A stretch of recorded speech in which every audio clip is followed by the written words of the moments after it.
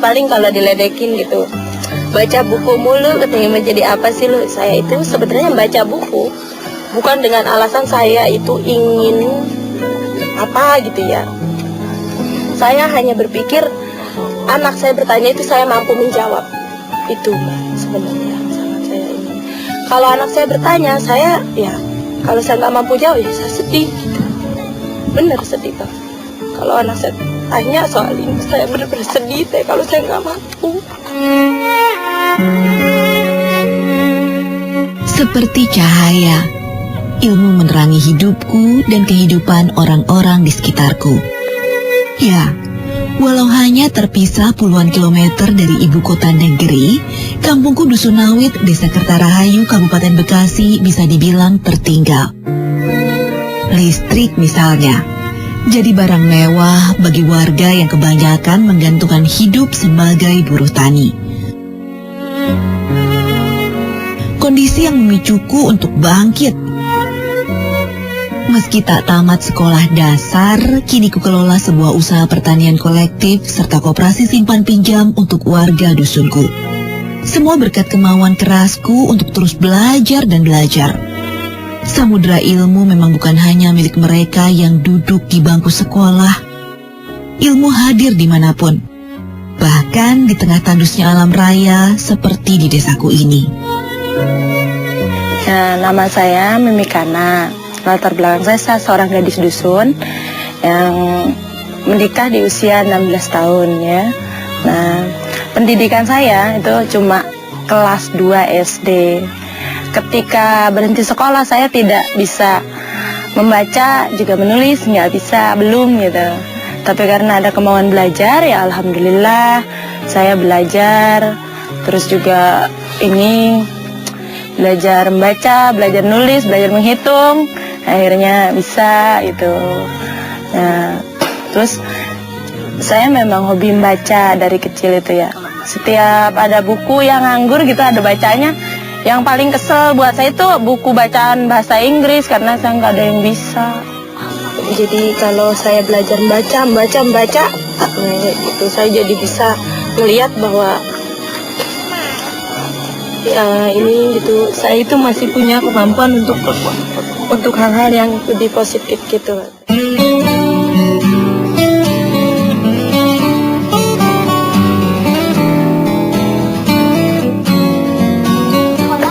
Jadi pergi. Lah jadi nih. Kini usiaku menginjak 34 tahun. Tak terasa, 18 tahun sudah kuarungi hidup rumah tangga. Udah siang masih ngejongkeng aja. Alasan itu. Padahal nggak boleh malas-malas. Berarti pergi terus. pergi biasanya.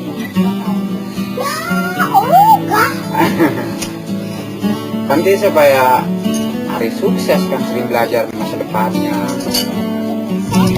Aku dikaruniai 3 orang putra. Nama asliku Mimi Kanam, bahkan tak banyak diingat orang. Di sini warga lebih mengenalku sebagai Mak Ma'ruf, diambil dari nama anak sulungku Ma'ruf yang kini sudah bekerja sebagai tukang las dan hidup mandiri di luar desa. Kemarin dia jadi apa? Jadi kayak apa? Bang ngelas, Arima pengennya jadi apa ya? Aku kan Arima pengen ngelas aku gawainya. Irfan, putra keduaku, masih duduk di bangku SMP. Sementara si bungsu masih sekolah dasar. Layaknya anak bungsu, putraku ini yang paling manja denganku. Ia kerap menemani di sela aktivitas keseharianku.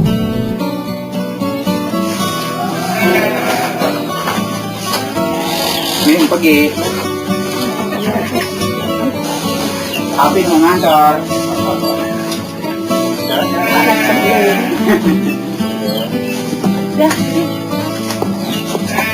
Ayo, berandongnya hidupin.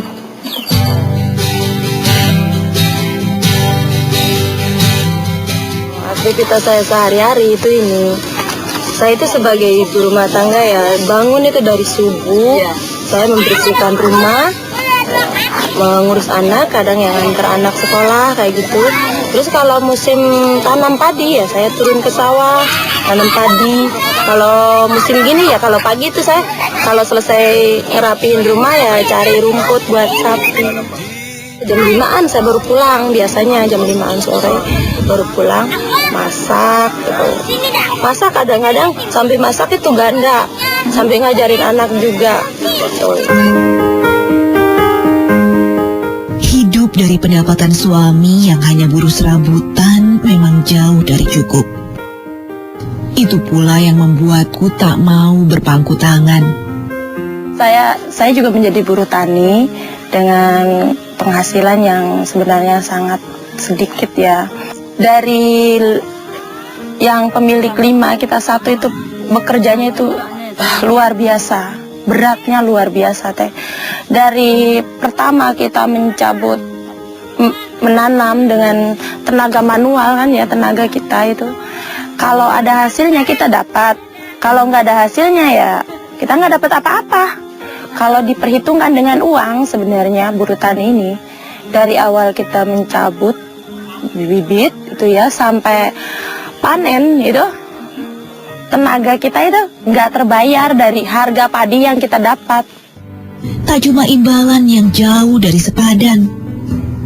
Sebagai perempuan, aku merasa jeripayah kaumku dibedakan. Meski tanggung jawab dan beban kerja perempuan buruh tani tak bisa dianggap ringan. Paling dirupiahkan umpama ya sekarang kan laki-laki kan biasa dibayar 50.000 atau 40.000. Perempuan itu paling dibayar 30 atau 25.000. Ya Allah, sampai di mana? Sampai kapan gitu loh. Tenaga kaum saya itu dihargai gitu loh. Dari situ aku berpikir, bagaimana agar perempuan buruh tani di desaku mendapat upah yang setara dengan beban kerjanya. Impian yang baru terwujud 3 tahun belakangan. Berkat sawah garapan, bantuan sebuah yayasan sosial, aku berkesempatan mengelola sebuah pertanian kolektif khusus buruh tani perempuan.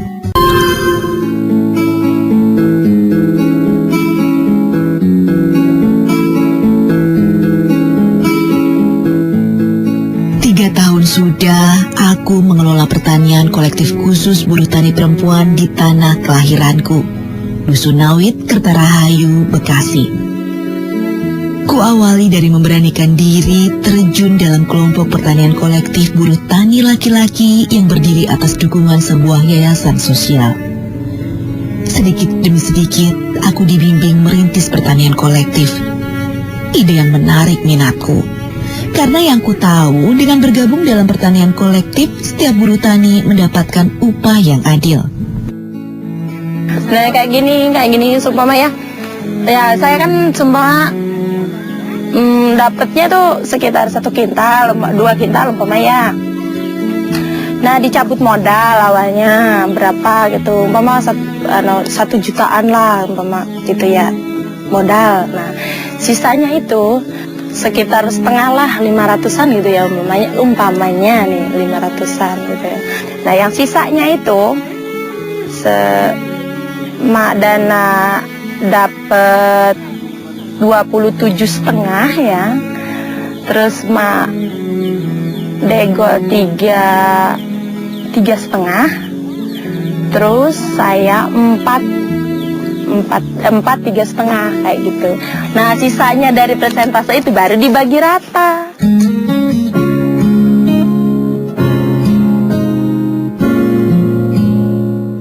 Ini lahan kami, kelompok kolektif yang kolektif perempuan ya. Tuh. Ini waktu menanamnya itu menggunakan tenaga kuli laki-laki. Kalau pas ngurusnya nanti perempuan itu. Gitu. Lahan ini ditanami kencur, yang itu yang di sebelah sana masih nganggur, yang di sebelah sana itu baru diluku doang, tuh belum, karena garing yang nggak ada hujan yang nggak bisa ditanemin, belum. Sebenarnya tadinya ini Mas, waktu hutan belum kayak gini, belum dihabisi kayak gini tuh, ini tuh ditandurin, disawain gitu biasa, nggak kekurangan air. Yang seingat saya nggak pernah kekurangan air di sini. Sama kayak ini kayak gitu. Jadi sekarang malah bisa ditanemin kencur kayak gini. tak cuma usaha untuk bangkit secara ekonomi. Upaya bersama ini juga lahir dari keprihatinan. Ya, semakin lama kampungku semakin menyempit, tergusur maraknya pembangunan properti. Saya juga sangat prihatin, makanya saya ini ya dengan orang-orang yang sekarang itu nyadar gitu loh. Berpuluh-puluh tahun kita menggarap lahan itu, ternyata tuh setelah pemiliknya ingin menguasai, kita tidak bisa berbuat apa-apa kalau sudah dijual. Nah makanya saya minta ya kepada semua orang itu ya, sadarlah, jangan mau menjual tanah itu sembarang gitu. Kita ini mikirin dong diri kita itu, buat anak-anak cucu kita mana kalau dijual terus gitu, kayak gitu. Rusak dong dusun kita kalau terus-terus seperti ini gitu.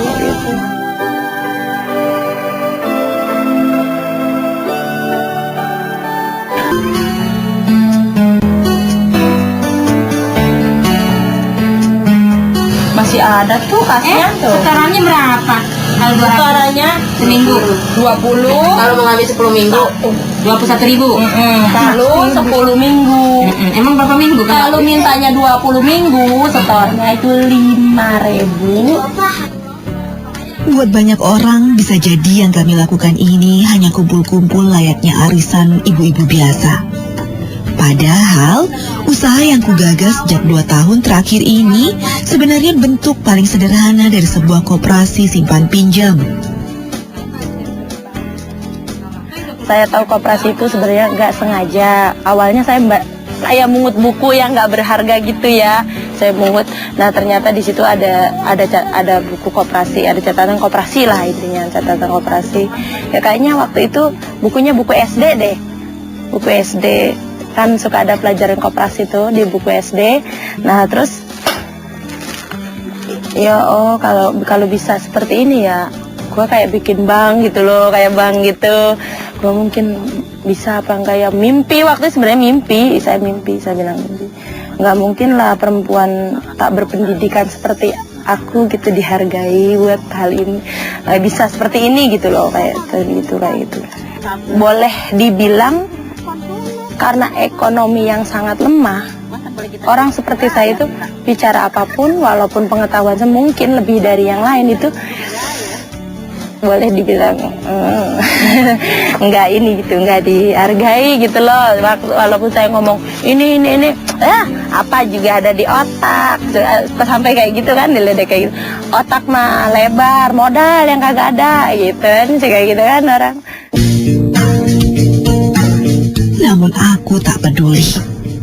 Tak lelah ku jemput satu persatu anggota koperasi. Assalamualaikum. Nah, kita kumpul yuk.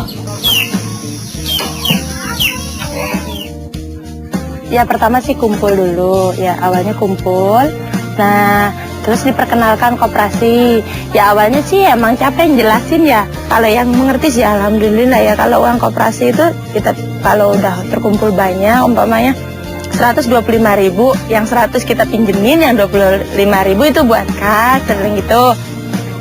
Nah nanti bunganya itu buat kita gitu, saya bilang gitu. Iya, umpama berapa sih gitu ya, ditanya kayak gitu juga masih. Wah, pokoknya capek jelasin. Ya yang lain itu selalu tanya, duit yang 1000-an tuh buat apa sih Ruk? Ya suka ada yang tanya gitu. Masih aja ada yang kayak gitu loh. Masih ada yang bingung sama duit yang 1000 itu. Itu teh upah lu nyatetin kayak gitu kan ya. Kan ada yang nabung gitu. Yang saya rasain pertama kan bunganya nggak banyak gitu, cuman 5%.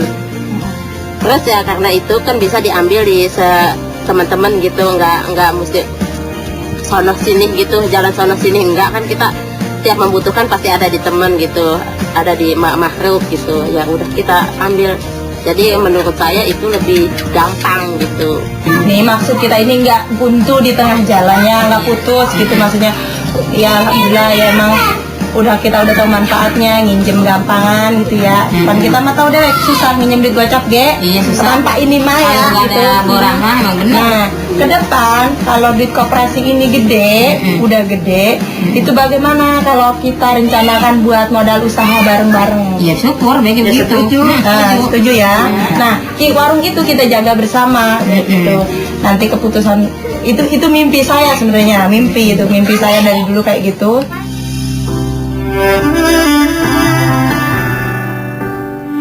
Usahaku memang masih jauh dari sempurna.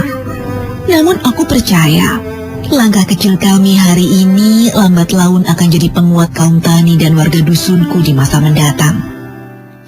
Untuk bangkit dari keterpurukan ekonomi. Aku pun selalu bersyukur. Dukungan keluarga selalu mengalir menemani langkahku. Memang semua pekerjaan itu pasti ada halangannya, walaupun ada rintangannya, walaupun sedikit gitu. Tapi kalau kita gigih, kalau kita ada kemauan, nggak mungkin nggak bisa maju gitu. Walau pendidikan yang kukecap cuma pas-pasan, aku selalu percaya. Yang kurintis dan kujalani ini akan semakin menguatkan kami warga Dusun Nawit, Bekasi. Di tengah keterbatasan, inilah upaya kami untuk bergerak bersama untuk mandiri. Agar Ma'ri dan anak-anak lain di Nawit, Bekasi tak harus kehilangan kampung halaman hanya karena himpitan ekonomi.